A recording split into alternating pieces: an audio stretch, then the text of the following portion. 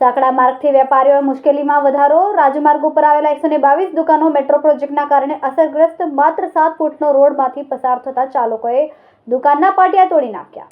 મેટ્રોના કારણે રાજમાર્ગ ઉપર છેલ્લા ઘણા સમયથી વેપારીઓની મુશ્કેલીમાં વધારો થયો છે. શરૂઆતના તબક્કામાં મેટ્રોના અધિકારીઓ, કોર્પોરેશનના અધિકારીઓ તેમજ વેપારી સાથે સંકલન બેઠક થઈ હતી, જેમાં કન્સ્ટ્રક્શનથી લઈને અન્ય મુદ્દાઓને લઈને ઊંડાણપૂર્વકની ચર્ચા થઈ હતી. પરંતુ હવે મેટ્રોની કામગીરી આગળ વધી રહી છે, ત્યારે વેપારીઓના કહેવા મુજબ તેમને જે કમિટમેન્ટ મળ્યું હતું તે પૂરું કરી શક્યા નથી. બાગડ 4 રસ્તા તરફ મેટ્રોની જે કામગીરી ચાલી રહી છે તે રાજમાર્ગ ઉપર, તેના કારણે વેપારીઓની રોજગારીનો પ્રશ્ન સર્જાયો છે. શરૂઆતના તબક્કામાં અધિકારીઓ દ્વારા કહેવામાં આવ્યું કે મેટ્રોની કામગીરી પૂર્ણ થતાં 30 ફૂટ જેટલો રસ્તો તેમને ફરીથી ખુલ્લો કરી દેવામાં આવશે, પરંતુ તેના બદલે અત્યારે માત્ર 7 ફૂટ જેટલો રસ્તો ખુલ્લો કરવામાં આવ્યો છે. તેના કારણે સાંકડા રસ્તા પરથી જે પસાર થઈ રહ્યા છે તે વાહનો અકસ્માત કરી રહ્યા છે. ખાસ કરીને દુકાનના લગાવવામાં આવેલા બોર્ડ વાહનોની ટક્કરે તૂટીને પડે છે. ભાગલ 4 રસ્તાથી લઈને આખો રાજમાર્ગ વેપાર માટે ખૂબ જ જાણીતો છે. મેટ્રોની કામગીરીને લઈને વેપારીઓના રોજગાર છીનવાઈ ગયો છે. જોકે તેના વળતર પેટે તેમને રકમ ચૂકવવામાં આવતી નથી. આજે સવારે પણ વેપારીઓ જ્યારે દુકાને પહોંચ્યા ત્યારે તેમણે જોયું કે તેમની દુકાનના બોર્ડ નીચે પડેલા હતા, જેને લઈને ભારે રોષ જોવા મળી રહ્યો છે. આજે પણ વેપારીઓ દ્વારા એકત્રિત થઈને મેટ્રો દ્વારા ઝડપથી રોડ ખોલવામાં આવે તે પ્રકારની માંગ કરી રહ્યા છે.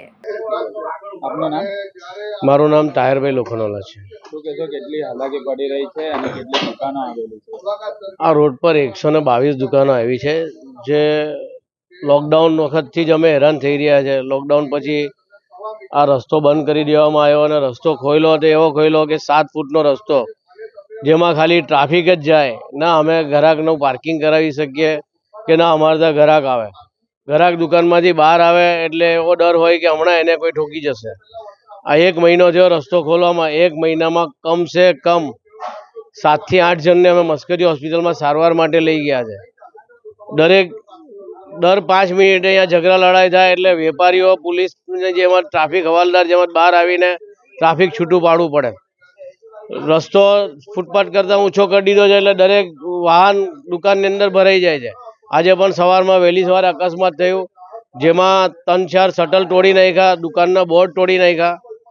અમે વારે રજૂઆત કરીએ છીએ, ગાંધીનગર સુધી રજૂઆત કરી, અમે ધારાસભ્યોને પણ રજૂઆત કરી, મેયર સાહેબને રજૂઆત કરી, કમિશનર સાહેબને રજૂઆત કરી, પણ કોઈ બાજુ પણ અમારી કોઈ સુનાવણી થઈ નથી.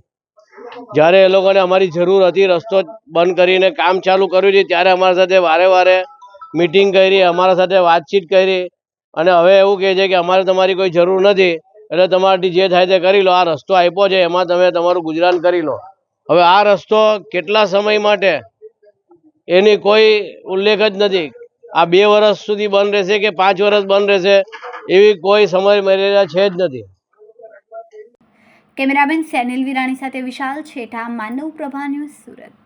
અમારા વિડીયોની નવી અપડેટ મેળવવા માટે સબસ્ક્રાઇબ કરો માનવ પ્રભા ન્યૂઝ ચેનલને. બેલ આઇકન ક્લિક કરો લેટેસ્ટ વિડીયો સૌથી પહેલા મેળવવા માટે.